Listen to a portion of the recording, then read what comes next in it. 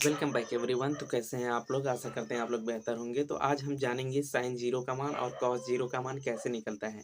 तो आइए इसके बारे में देखते हैं। सबसे पहले हमारे पास अगर हमें साइन जीरो का मान निकालना है, कॉस जीरो का मान निकालना है। अगर हमारे पास एक समकोण त्रिभुज है, ठीक, हमारे पास समकोण त्रिभुज है जिसमें हम मान रख देते हैं ए, बी और सी, ठीक। और ये बी हमारे पास 90 अंश का कोण है। ओके, तो अब देखेंगे कि साइन थीटा बराबर क्या होता है। तो साइन थीटा बराबर लंब बटे कर्ण होता है, ठीक है। लंब बटे कर्ण होता है। तो इसमें देखा जाए तो लंब क्या है, ए बी है, लंब ए बी है और कर्ण क्या है, ए सी है। इतनी बातें आपको पता होंगी, ठीक है। अगर हम यहाँ से कहें कि हमें किसका मान चाहिए, साइन जीरो का मान चाहिए ना। अगर हम साइन जीरो का थीटा यहाँ से मान लेते हैं, ठीक है। तो ये सामने वाली भुजा लंब और ये आधार और ये कर्ण, ठीक है। हमें किसका मान चाहिए, साइन जीरो का मान। हम कहते हैं अगर थीटा का मान हम जीरो कर दें, क्या कर दें, थीटा का मान हम जीरो कर दें ना।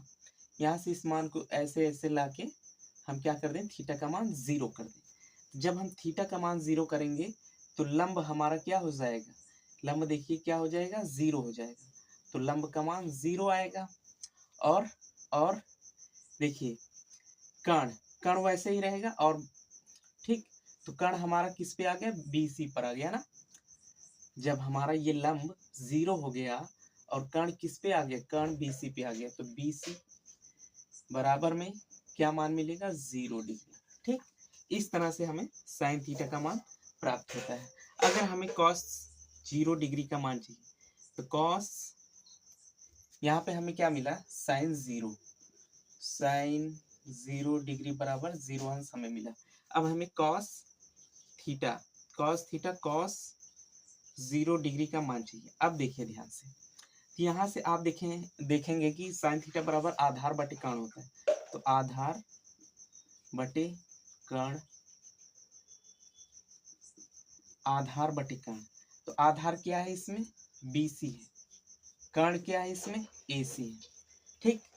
अब देखिए कि हमें कॉस 0 अंश का मान चाहिए ना। तो हम थीटा को क्या करेंगे, वापस से जीरो करेंगे। तो देखेंगे आप कि जो कर्ण है वो आधार के इक्वल हो गया, क्या हो गया, बी सी। ये देखिए ए सी किसके इक्वल हो गया, बी सी के इक्वल हो गया।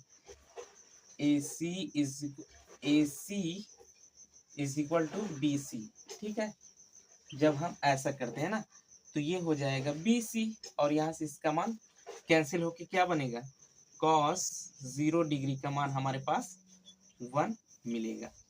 आई होप आपको इतनी बातें समझ में आई होंगी। Thanks for watching and do subscribe.